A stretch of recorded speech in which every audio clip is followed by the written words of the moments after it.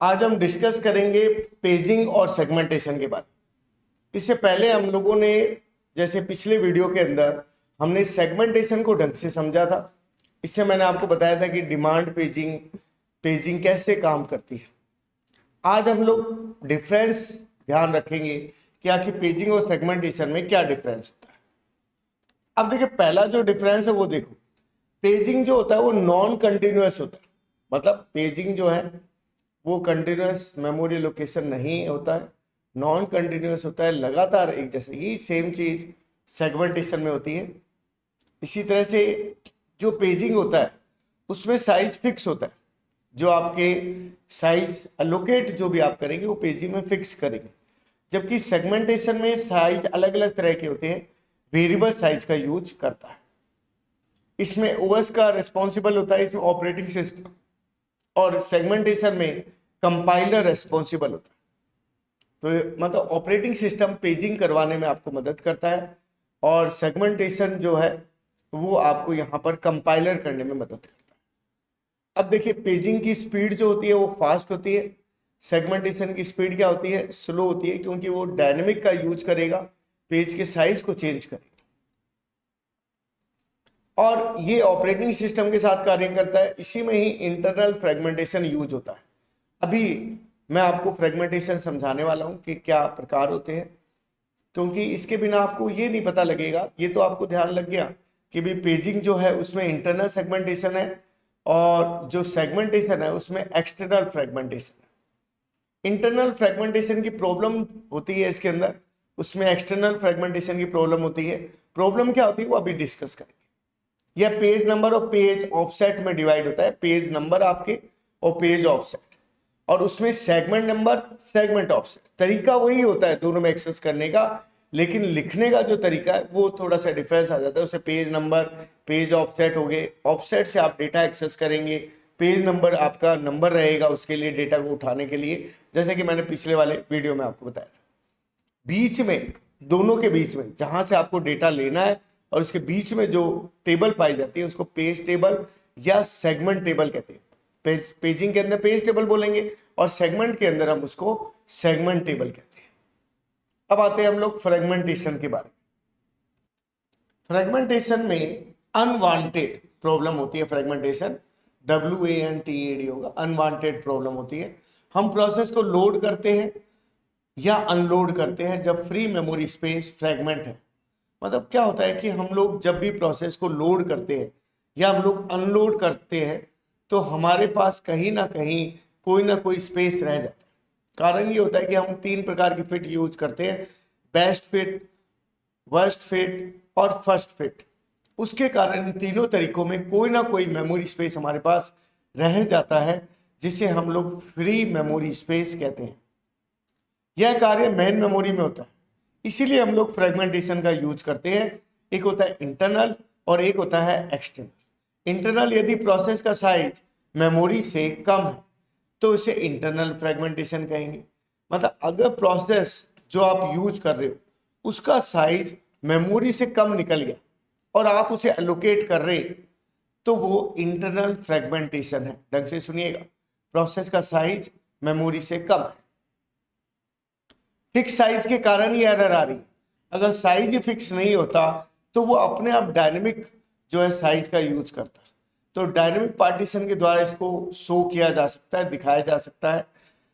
नीचे 4 MB, 8 MB, देखो आपने 3 MB का डेटा भेजा, 8 MB वाले में नहीं गया, 3 MB वाले में गया, जिसके कारण 1 MB आपका बच गया और ये आपका इंटरनल फ्रेगमेंटेशन है, जैसे मैं अभी आपको बता रहा था। अब एक्सटर्नल फ्रेगमेंटेशन क्या होता है, ये डायनेमिक मेमोरी लोकेशन का उपयोग लेता है।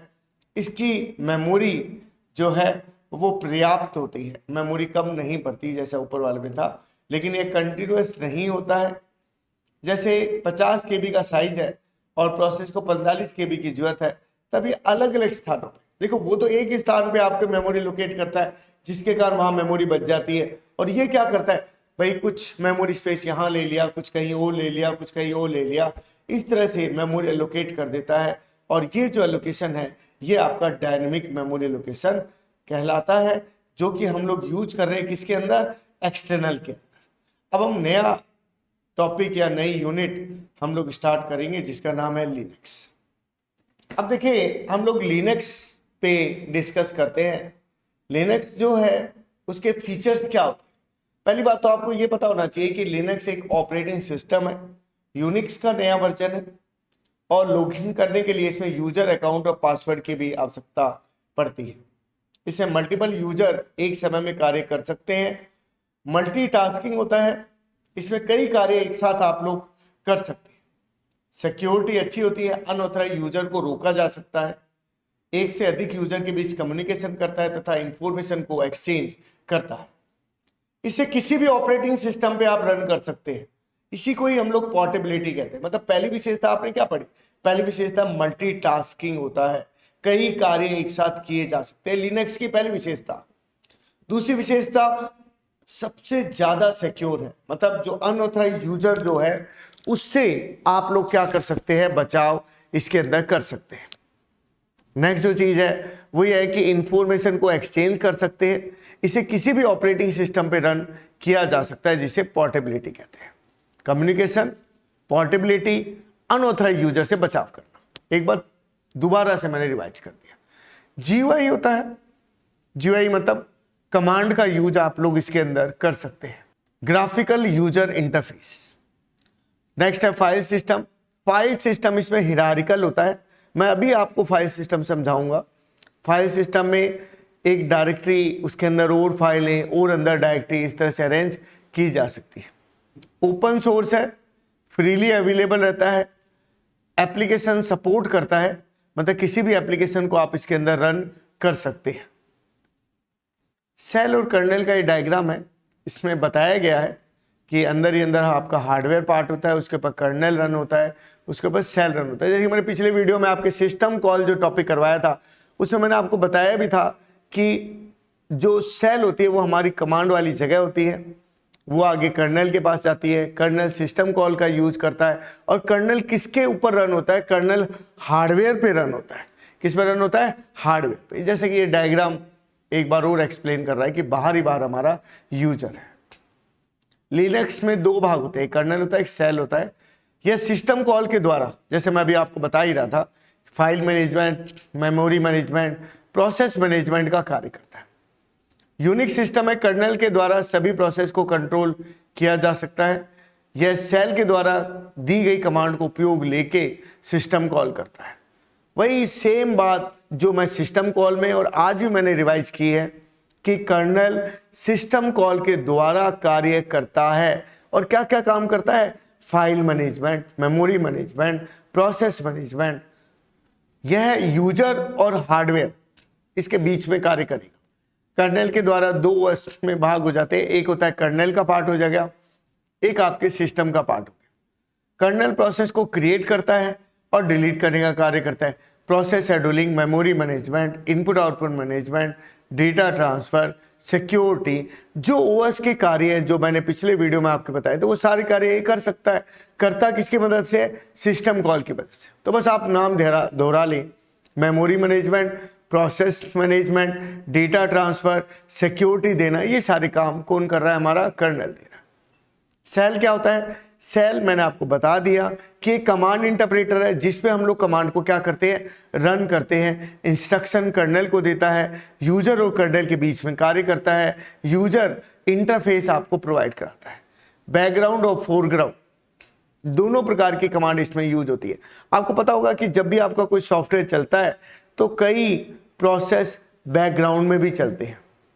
इसमें एक से अधिक फाइल एक साथ आप यूज कर सकते हैं। लूप है, कंडीशन है, कमांड है, इसका आप लोग यूज कर सकते हैं। कुछ सेल के प्रकार है वो हम लोग डिस्कस करेंगे। बोर्न हो गया, कॉर्न हो गया, सी सेल हो गया और बास सेल हो गया। क्या डिफरेंस है ये हम लोग देखते हैं।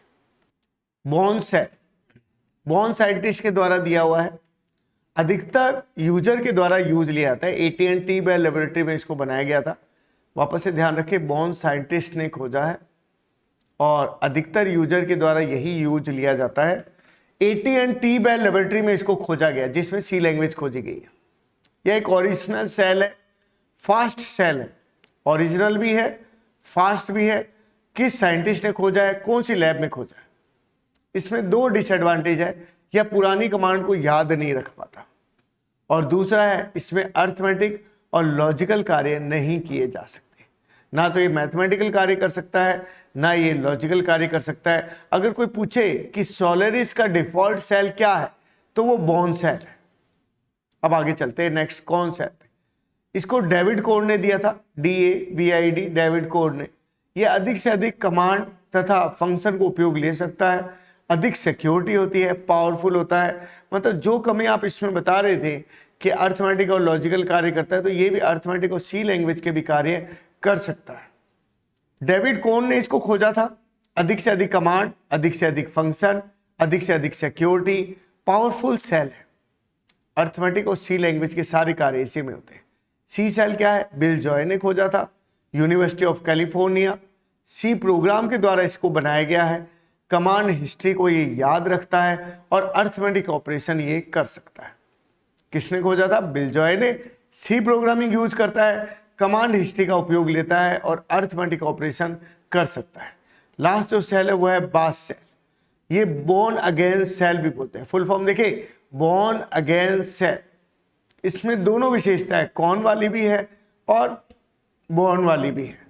इसमें नई टेक्नोलॉजी के अनुसार ये क्या करता है? कार्य करता है। अब नेक्स्ट है इंस्टॉलेशन लिनक्स का कैसे किया जाता है। इंस्टॉलेशन के स्टेप देखिए। पहला है, आप क्या करें, लिनक्स को जब आप इंस्टॉल करेंगे तो आपको लैंग्वेज सेलेक्ट करनी पड़ेगी। डिस्क के पार्टीशन करने पड़ते हैं, चाहे विंडो इंस्टॉल करें चाहे लिनक्स, डिस्क के पार्टीशन अगर नहीं कर रखे तो करने पड़ते हैं। फॉर्मेटिंग भी करनी पड़ती है, डेटा का बैकअप भी लेना पड़ता है। डिस्क सेटअप को सेलेक्ट करते हैं और बूट लोडर का पासवर्ड को सेट करना पड़ता है। आपको बताना पड़ता है कि आपकी सिटी कौन सी है, टाइम जोन कौन सा है, पासवर्ड आपको सेट करना ही पड़ेगा। पैक्ड इंस्टॉलेशन पाथ को सेलेक्ट करते हैं आप, और एडिटर भी सेलेक्ट कर सकते हैं जो आप इसमें लेना चाहते हैं। पैकेज का ग्रुप सेलेक्ट करते हैं। लाइसेंस, जो भी सॉफ्टवेयर आप इंस्टॉल करते हैं उसमें लाइसेंस देना ही पड़ता है। डेटा और टाइम को सेट करते हैं। डिस्प्ले रिजोल्यूशन को सेट करते हैं। साउंड कार्ड को चेक करते हैं। यूजर नेम और पासवर्ड देते हैं। ये कुछ बेसिक सी बातें हैं जब इंस्टॉलेशन में आपको जरूरत पड़ेगी। अब देखिए डायरेक्टरी स्ट्रक्चर क्या होता है। जब भी आप फाइलों को स्टोर करते हैं तो 3 प्रकार की डायरेक्टरी स्ट्रक्चर आप यूज करते हैं। एक होता है फ्लैट, एक होता है 2 लेवल, एक होता है ट्री या हिरार्किकल। जब फ्लैट की बात करते हैं तो एक डायरेक्टरी के अंदर सारी फाइलें आप डाल देते हैं।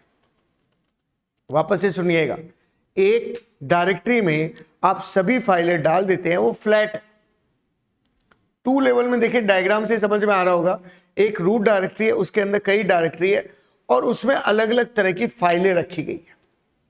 किसी में साउंड की फाइल है, किसी में आपके इमेजेस है, इस तरह से अलग अलग ग्रुप बनाए गए। अगला जो है वो ट्री और हिरार्किकल डेटा स्ट्रक्चर। इसमें क्या होता है, आपका रूट डायरेक्टरी होती है, उससे आगे अलग अलग यूजर अपनी अलग अलग डायरेक्टरी बनाते हैं और जो भी यूजर है वो आगे अपने अकॉर्डिंग कोई साउंड की फाइल, कोई डायरेक्टरी फाइल इस तरह से स्टोर करते हैं जिससे उनकी फाइलें रहती हैं। फाइलें डायरेक्टरी स्ट्रक्चर में जो फाइलें होती है मेनली 3 प्रकार की होती है। ऑर्डिनरी होती है, साधारण फाइलें, स्पेशल फाइलें और डायरेक्टरी फाइलें। ऑर्डिनरी जो फाइल है वो प्रोग्राम के डेटा और सोर्स कोड को रखता है। इसमें साइज और आईनोड नंबर दिए जाते हैं। स्पेशल फाइल फिजिकल डिवाइस से संबंधित होती है, जिसमें प्रिंटर, फ्लॉपी डिस्क की होती है। तो ऑर्डिनरी फाइल साधारण होगी, डेटा और कोड के लिए होगी, साइज आईनोड नंबर देने के लिए होगी। स्पेशल फाइल में आप ड्राइवर से संबंधित फाइलें रखते हैं। और डायरेक्टरी फाइल, ऑर्डिनरी फाइल और डायरेक्टरी फाइल के एड्रेस को। तो देखो 3 चीजें आपने देखी। ऑर्डिनरी फाइल जिसमें डेटा और सोर्स कोड रह रहे हैं, स्पेशल फाइल जिसमें डिवाइस से संबंधित फाइल है, और डायरेक्टरी फाइल जो ऑर्डिनरी और स्पेशल फाइलों को रख रहा है, वो आपकी डायरेक्टरी फाइल होगी। स्ट्रक्चर देखें, स्ट्रक्चर भी बहुत ही ईजी है। 4 नाम है जो आपको याद रखने, boot block, super block, inode block और डेटा ब्लॉक। 4 तरह के ब्लॉक होते हैं फाइल सिस्टम में। वापस से देखिएगा, boot block, super block, inode block और data block. Boot block booting फाइलों को लोड करता है। सुपर ब्लॉक क्या है, फाइल सिस्टम की जानकारी रखता है। देखो बूट ब्लॉक बूटिंग फाइल है, सुपर ब्लॉक फाइल की जानकारी, और आईनोड जो ब्लॉक है वो फाइल के एट्रीब्यूट। देखो मैं वापस से दोहराता हूं, बूट ब्लॉक है, बूटिंग की जानकारी रख रहा है, सुपर ब्लॉक आपकी फाइल सिस्टम की जानकारी रख रहा है, और आई नोड जो ब्लॉक है वो फाइल सिस्टम के एट्रीब्यूट की जानकारी रख रहा है। क्या जानकारी रख रहा है? फाइल का नाम क्या है, ऑनर का नाम क्या है, फाइल का टाइप क्या है, कौन सी परमिशन आपको दे रखी है, डेट और टाइम, फाइल को कब अपडेट करेंगे, साइज क्या है, ब्लॉक एड्रेस क्या है, ये सब चीजें। डेटा ब्लॉक, डेटा की इंफॉर्मेशन, आपका जो डेटा है, आपके जो कंटेंट है, यूजर की जो फाइलें हैं, वो सब डेटा ब्लॉक में रह रहे हैं। तो 4 चीजें हो गई, जैसा कि मैंने कहा, बूट ब्लॉक, बूटिंग फाइलें, सुपर ब्लॉक, फाइल की फाइलें, फाइल सिस्टम की फाइलें, आई नोड ब्लॉक, एट्रीब्यूट हो गए आपके जो मैंने अभी आपको बताए हैं, और डेटा ब्लॉक डेटा और प्रोग्राम को स्टोर करें। अब लिनक्स की कमांड स्टार्ट होती है। पहली जो कमांड है वो है file permission user and user group. मतलब फाइल में अगर आप परमिशन देना चाहते हैं तो परमिशन देने के लिए आप फाइल को सुरक्षित कर सकते हैं। अगर आप परमिशन देंगे, यह कार्य ओनर के द्वारा किया जाता है। फाइल को एक से अधिक यूजर के बीच शेयर किया जा सकता है। इसे किसी ग्रुप के लिए भी परमिशन दी जा सकती है। देखो 3 प्रकार की परमिशन होती है, एक रीड होती है, एक राइट होती है और एक एग्जीक्यूट। अब देखिए आगे, रीड परमिशन फाइल को देखा जा सकता है, पढ़ा जा सकता है। राइट परमिशन फाइल में लिखने के लिए हो गया या फाइल को डिलीट करने के लिए। और एग्जीक्यूट क्या हो गया? फाइल को रन करने के लिए हो गया, जैसे शेल स्क्रिप्ट हम लोग यूज करते हैं रन करने के लिए। फाइल परमिशन आखिर दी किस किस को जाती है, क्या क्या विशेषताएं होती है उसमें? एक तो है ओनर का नाम, रीड राइट एग्जीक्यूट की परमिशन, फाइल का साइज कितना है, फाइल का एक्सेस टाइम क्या है, डेट क्या है, ये सब चीजें उसमें दी जाती है। अब देखो चेंजिंग कमांड है जिसमें chmod कमांड है। chmod कमांड में आप ये देखिए कि कैसे दी जाती है। जैसे आपने लिखा rw-, इसका मतलब रीड की परमिशन है, इसको राइट की है, एग्जीक्यूट की नहीं है। इसको तीनों परमिशन है, रीड राइट है। इसको केवल पढ़ने की परमिशन है क्योंकि r उसके बाद दोनों डैश है। इसी तरह से 110 लिखा तो r1, r के नीचे 1 है, w के नीचे 1 है, इधर 0 है। तीनों परमिशन है तो 111, एक परमिशन तो 100। ये देखो ये बताया हुआ है, पहला यूज ऑनर के लिए, दूसरा ग्रुप के लिए, तीसरा अदर के लिए, फिर ऑल के लिए हो गया। तो ये 6 7 4। अगर इसको आप बाइनरी में इसको डेसिमल बदलोगे तो ये 6 है, ये 7 है और ये कितना हो जाएगा आपका 4 हो जाएगा। कुछ कमांड और देख रहे हैं। नेक्स्ट है ls command, list command. List command में किसी भी डायरेक्टरी की पूरी जानकारी रखी जाती है। -a करोगे हिडन फाइलें बताएगा, l करोगे लॉन्ग लिस्ट फॉर्मेट को शो करेगा। अगर आप लोग जो है ln करते हैं तो फाइल के साइज को शो करता है। फाइल के साइज को डिसेंडिंग ऑर्डर में करने के लिए हम लोग lns का उपयोग लेते हैं। d* डायरेक्टरी को शामिल करता है, g का मतलब ग्रुप की सूचना देता है, n का मतलब ग्रुप आईडी और ओनर आईडी की जानकारी देता है, li का मतलब इंडेक्स नंबर देगा, p का मतलब आपके डायरेक्टरी को आइडेंटिफाई करेगा, r का मतलब रिवर्स ऑर्डर में कर देगा, कैपिटल R का मतलब सब डायरेक्टरी के कंटेंट को शो करेगा। तो क्या क्या कमांड हो गई? a हिडन के लिए, l लॉन्ग लिस्ट के लिए, ln साइज के लिए, lns डिसेंडिंग ऑर्डर के लिए, g ग्रुप के लिए, n हो गया ग्रुप आईडी ओनर आईडी के लिए, li इंडेक्स नंबर के लिए। इस तरह से रिवर्स ऑर्डर उनका यूज हो गया। अब देखिए कैट कमांड क्या होती है? यह फाइल के कंटेंट को डिस्प्ले करती है। यह एक फाइल के कंटेंट को दूसरी फाइल में कॉपी कर सकती है, मल्टीपल फाइल को जोड़ सकती है, लाइन नंबर को डिस्प्ले करेगी, और इसको डिस्प्ले कराने के लिए हम लोग डॉलर का यूज करते हैं। तो आपको पता लगा कि अगर आप कैट लिखते हैं तो फाइल का कंटेंट दिखा सकते हो, एक फाइल को दूसरे फाइल में कॉपी कर सकते हो, मल्टीपल फाइल को जोड़ सकते हो, और इसमें लाइन नंबर भी अगर आप शो करवाना चाहे तो करवा सकते हैं। देखो कमांड का तरीके देखे। सबसे पहले आपने लिखा कैट और अजय, तो ये क्या करेगा? कैट और आपने इस तरह से ग्रेटर देन का अगर सिंबल लगाया तो ये उस कमांड, उस फाइल को, अजय नाम की फाइल को बना देगा। अब इसी कमांड में देखो, अगर फाइल बनी हुई है उसमें आपको और डेटा जोड़ना है तो कैट के बाद में आपने डबल एरो का सिंबल यूज किया है, और लास्ट में आपने उस फाइल को स्टोर सेव कर दिया। कॉपी फाइल, इसमें हम लोग एक फाइल के कंटेंट को हम क्या कर सकते हैं? दूसरी फाइल में जोड़ सकते हैं। उसके बाद देखिए कैट अजय और अजय 2, मतलब अजय से जो डेटा है वो किसके अंदर चला जाएगा? अजय 2 में चला जाएगा।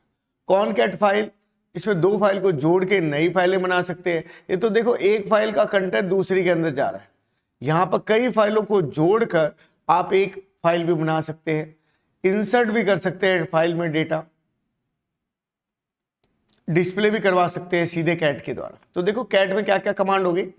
अगर आप फाइल बना रहे हो तो सीधा कैट और ग्रेटर देन का सिंबल, अगर पहले से फाइल बनी हुई है उसमें डेटा डाला है तो double greater than, shift operator right shift. अगर आप फाइल को कॉपी करना चाहते हो तो कैट करके आपने फाइल कॉपी की कमांड लगाई है, फाइल को जोड़ना चाहते हो तो कॉनकैट हो गया, और फिर आपकी कौन सी हो गई, इंसर्ट हो गया, इंसर्ट करें। टू डिस्प्ले लाइन नंबर अगर दिखाना तो -n का। अब नेक्स्ट जो कमांड है वो है cd कमांड। इसके द्वारा एक डायरेक्टरी से दूसरी डायरेक्टरी में मूव कर सकते हैं। मान लो आप किसी फोल्डर में आए हुए, अब आप किसी दूसरे फोल्डर में मूव करना चाहते हैं, तब आप किसका यूज करेंगे, cd का। फुल फॉर्म कोई पूछे तो चेंज डायरेक्टरी। करते कैसे वो देखिए, पाथ को एक्सेस करेंगे, होम डायरेक्टरी में सीधे जा सकते हैं। कैसे, cd टिल्ड के सिंबल के द्वारा। cd डैश के द्वारा प्रीवियस डायरेक्टरी में जा सकते हो। पेरेंट डायरेक्टरी में जाने के लिए भी cd डॉट का यूज करेंगे। cd स्लैश का मतलब सीधे रूट डायरेक्टरी में पहुंच जाए, cd स्लैश से सीधे रूट डायरेक्टरी में, cd डॉट से जस्ट पेरेंट डायरेक्टरी में पहुंचा। यही डॉस की कमांड यही होती है। अब देखिए नेक्स्ट जो कमांड है वो है pwd। फुल फॉर्म होती है प्रिंट वर्किंग डायरेक्टरी। किसी भी फाइल के लोकेशन को बताने के लिए हम लोग pwd का उपयोग लेते हैं। किसका उपयोग लेते हैं, pwd का, प्रिंट वर्किंग डायरेक्टरी का। अब आप देखिए पाथ भी दिखाता है। जैसे cd एक फोल्डर को खोल के दूसरा फोल्डर खोल रही थी, वैसे ही mkdir dir मेक डायरेक्टरी होती है। नाम सुनिएगा, मैं वापस से कमांड बता रहा हूं कि जो cd कमांड थी वो फोल्डर को खोल रही थी और ये फोल्डर को बना रही है। कैट फाइल को बना रही थी, ls लिस्ट दे रही थी। ये बेसिक बातें आपको एनी टाइम ध्यान रहनी चाहिए जब मैं आपसे इसको रिवाइज कर रहे हैं। अब देखिए mkdir, इसके द्वारा नई डायरेक्टरी को बनाया जा सकता है, एक से अधिक डायरेक्टरी को एक साथ उपयोग ले सकते हैं। अब कमांड देखिए -p अगर आप लगाएंगे तो सब डायरेक्टरी को डायरेक्टरी के साथ जोड़ सकते हो। mkdir में -v लिखाएंगे तो आप क्या कर सकते हैं, मैसेज को पास कर सकते हैं। mkdir m करेंगे तो एक्सेस परमिशन दे देगा। rmdir डायरेक्टरी को रिमूव कर देगा, डिलीट कर देगा। rmdir rm करेंगे तो फाइल को डिलीट कर देगा। rm के साथ में भी अलग अलग ऑप्शन है, स्मॉल r या कैपिटल R करोगे तो एक यह साथ में डायरेक्टरी को भी डिलीट कर देगा।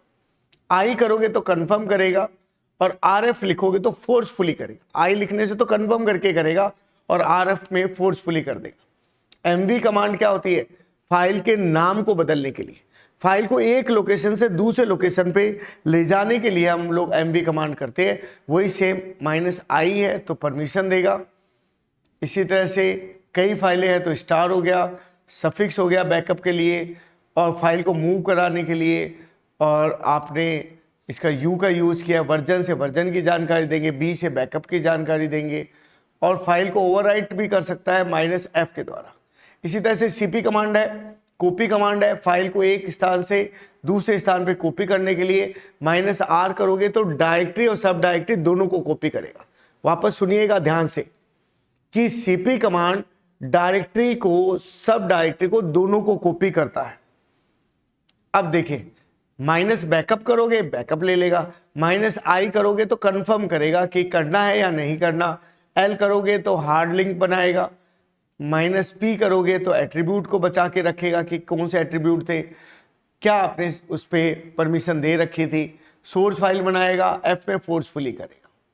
मैन कमांड किस काम में आती है, मैनुअल पेज के लिए हो गया, आप रेफरेंस मैनुअल की तरह भी यूज कर सकते हो। मैन AW से क्या होगा, जो भी आपकी कमांड है उसकी जानकारी देगा। A से मैनुअल पेज दिखाएगा, S मैन से मैनुअल पेज की कमांड के आउटपुट को दिखाएगा, -f से मैनुअल पेज के डिस्क्रिप्शन को देगा, वेयर इज से बताएगा कि मेन पेज की लोकेशन को डिटरमाइन करेगा कि कहां पर है। APT क्या होता है, किसी भी पेज को या सॉफ्टवेयर को या किसी भी चीज को इंस्टॉल करने के लिए APT की जरूरत पड़ती है। APT को अपग्रेड भी करना पड़ता है, फुल अपग्रेड भी करना पड़ता है, इंस्टॉल भी करते हैं हम लोग, रिमूव भी करते हैं। इसी तरह से कैल कमांड है, कैलेंडर को शो करती है। इसे -y ईयर के लिए, -m मंथ के लिए, -j जूलियन डेट के लिए, -d डेट के लिए, t टाइम के लिए, इस तरह से बहुत सारे ऑप्शन है। यू नेम होती है, यूजर से संबंधित जानकारी आपको देगी। चाहे -a आपने कहा सभी सिस्टम की इंफॉर्मेशन को बताएगी, -s जो है कर्नल की जानकारी देगी, -n होस्ट के नाम को प्रिंट करेगी, -r कर्नल के रिलीज डेट को प्रिंट करेगी, v वर्जन को मशीन के हार्डवेयर के नाम को -m बताएगी, -p प्रोसेसर के टाइप को, -c हार्डवेयर के, -o सारी चीज़ें हार्डवेयर से संबंधित है। v वर्जन हो गया, m हार्डवेयर हो गया, p प्रोसेसर हो गया, i हार्डवेयर प्लेटफॉर्म हो गया, o ऑपरेटिंग सिस्टम। ये सारी जानकारी। अब जितने भी कमांड आपने लगाई है, अगर आप उन सभी कमांड को देखना चाहते हैं तब आप यूज करते हैं हिस्ट्री कमांड का। तो -c जो क्या करेगी, पहले वाली हिस्ट्री को हटा देगा, d से क्या करेगा, हिस्ट्री की डिलीट की पोजीशन बता देगा, a में हिस्ट्री को जोड़ देगा, n में हिस्ट्री की लाइन को दिखाएगा, -r में हिस्ट्री फाइल को रीड करेगा। वो तो लाइन को दिखा रहा था, ये फाइल को रीड करेगा। और w जो है वो आपकी करंट हिस्ट्री को हिस्ट्री लाइब्रेरी लिख लेता है, -s जो है उसको ऐड कर देता है, p जो है उसको बढ़ाने की। अब देखिए कुछ कोडिंग है, सेल स्क्रिप्ट कहते हैं जिसे हम लोग, लिखने का तरीका है। लाइब्रेरी फाइल्स में देखो एंटर द मार्क्स आपने लिखा, जैसे आप लोग मैसेज देते हैं, फिर रीड किया, रीड कर लेगा। इसको लिखने के लिए इधर साइड में दिख रहा है आपको greater than, LT less than, symbol नहीं लगते, greater than equal to, LE का मतलब less than equal to, HE का मतलब नॉट इक्वल टू, ये सारे सिंबल आप लोग इस पर यूज करते हैं। एंड हो गया और हो गया। तो आपने लिखा $MGT60 मतलब मार्क्स जो है, GT मतलब ग्रेटर देन, जैसा मैंने साइड में लिखा है, अगर वो 60 से ज्यादा है, GE greater than equal to 50, less than 60 मतलब 50 से ज्यादा है, 60 से कम है, बीच में एंड ऑपरेटर लगा दिया।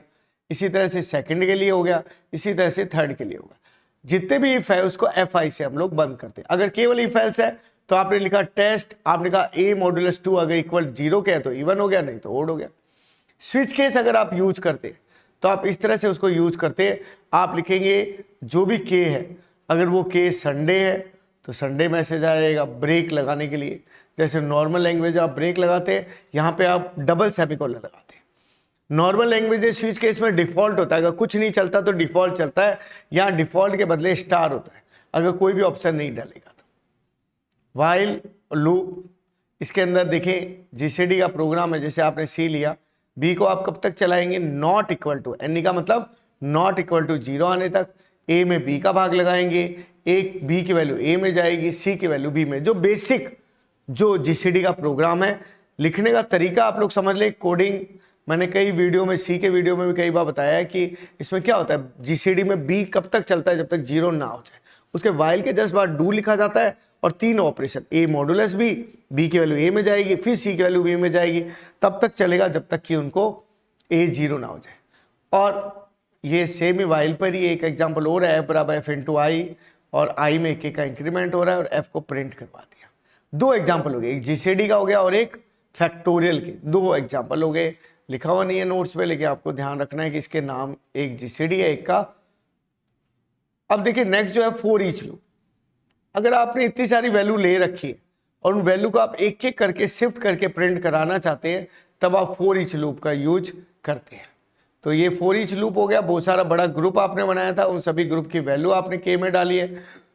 डू को आप डन से बंद करेंगे, और यहाँ पे ये मैंने वाइल लूप आपको बताया, यहाँ पे अनटिल भी लिखा जा सकता है, यहाँ पे आपने लिखा लेस देन, और ये F बराबर F इंटू I हुआ है, और यहाँ पे भी डू और डन के पीछे 3 लाइनें आपने। और ये स्विच केस का मैंने आपको बता ही दिया कि 1 2 3 स्टार, इस तरह से बहुत सारे ऑप्शन रख सकते हैं। ब्रेक के बदले हम लोग सेमीकोलन का यूज करते हैं। और ये इफ एल्स हो गया, जो भी इफ होंगे वो FI के द्वारा क्या होंगे, बंद हो जाएंगे। ये इफ एल्स हो गया, ये लैडर इफ एल्स हो गया, उसमें एल्स इफ नहीं लिखा जाता, एलिफ लिखा जाता है, और एलिफ करने के बाद बड़ा ब्रैकेट आप लोग लगाते हैं, फिर आप लोग कंडीशन लिखते हैं। ये मेन चीज़ें आपको क्या रखनी है, याद रखनी है, अगर कोडिंग आप सेल स्क्रिप्ट में करना चाहते हैं। ये जितने भी ऑप्शन है एक बार आप रीड कर लीजिएगा, याद आपको हो जाएंगे।